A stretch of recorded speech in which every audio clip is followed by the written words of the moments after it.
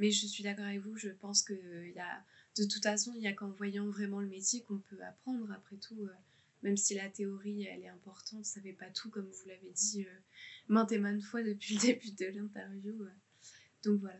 C'est la pratique qui nous apprend beaucoup. La théorie va nous permettre d'avoir un code, comme un code de la route, un code civil. Les choses, il ne faut pas trop dépasser. Il faut respecter. Mais ça, c'est comme un code civil, comme un code de la route, un code, quoi.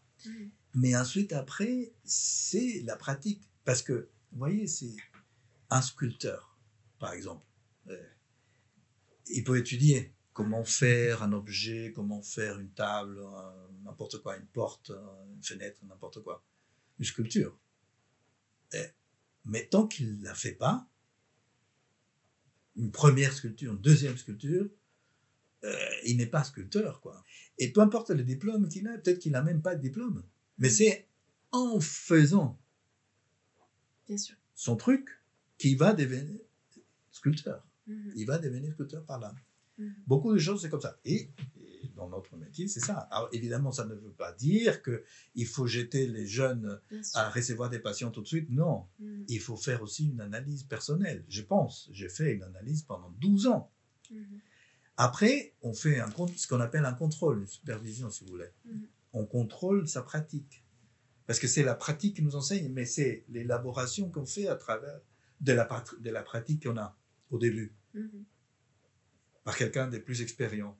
Et c'est ça qui va nous enseigner plus. Oui, c'était une de mes questions, justement. Donc, vous avez fait vous-même une psychanalyse. Oui. Et comment ça vous a aidé dans votre pratique ensuite avec vos patients?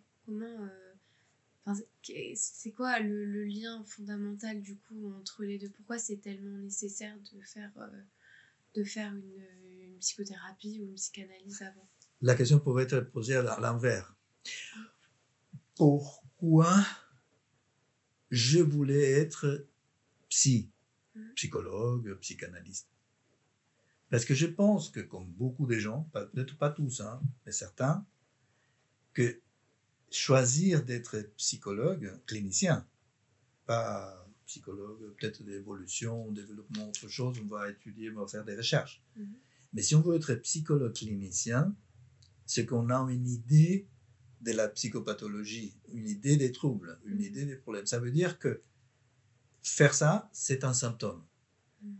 Nous avons un symptôme qu'il faut régler. D'accord. Et que peut-être que bien que si je deviens psychologue, que je vais aider les autres à régler leurs problèmes, moi aussi je vais régler les miens. D'accord. On peut penser ça quelque part. Donc, ça ne veut pas dire qu'il faut accepter cette idée-là comme étant le principe qu'il faut suivre, non. Mais ça se présente comme ça au départ. Donc, je pense qu'on peut penser ça. On peut que si on lit les choses, les troubles, les manuels des psychopathologies, les bouquins qui ont été écrits, on va apprendre plus sur nos problèmes à nous. Oui, on va apprendre de façon intellectuelle, mais ça ne va pas nous régler les choses.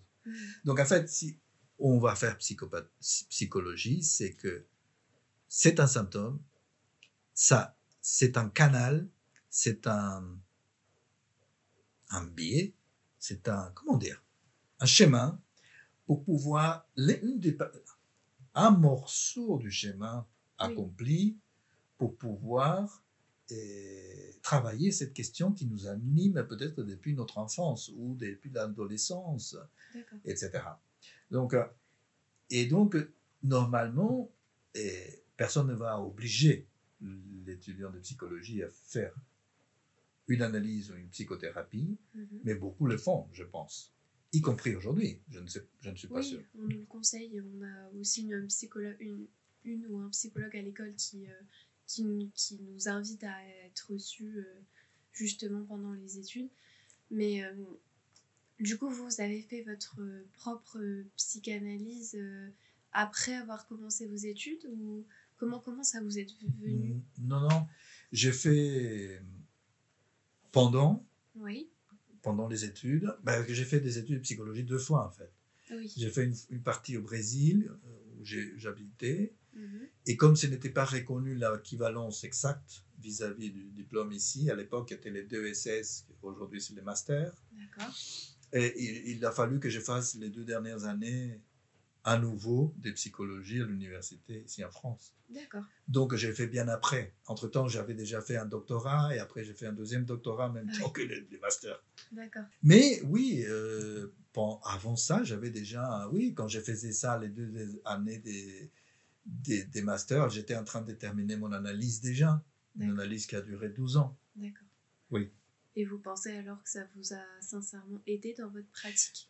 Ça m'a aidé personnellement. D'accord. Mais... Ça m'a aidé personnellement. D'accord. Que ça aide un peu la pratique, mais c'est pas... Je pense que ce n'est pas sur ça qu'il faut se fonder. Oui, bien sûr. Ça aide à voir mieux les choses, mais disons que ça aide à... Disons, c'est dans le sens négatif. Ça nous permet de ne pas dériver. Ah oui, d'accord. De ne pas être affecté trop, succomber, comme on disait tout à l'heure. Mais ça ne suffit pas. Bien sûr. Ça ne suffit absolument pas du tout. C'est un complément, on va dire. Mais c'est nécessaire. Oui. Mais c'est nécessaire. C'est nécessaire, oui. D'accord. C'est nécessaire, oui. C'est difficile à dire, mais c'est ça, l'analyse personnelle, mais c'est surtout après ce qu'on appelle le contrôle. Et le contrôle, ça va se fonder sur la pratique qu'on commence, mais aussi sur l'analyse qu'on fait grâce à l'analyse qu'on a reçue, où on a été, comme analysant. Et donc, de cette façon-là, oui, ça va rentrer dans cette dynamique. D'accord. Mais c'est pas direct seulement. Oui. Ça rentre dans une dynamique où il y a plusieurs composantes. Bien sûr. C'est ça, c'est peut-être mieux de dire comme ça. Oui.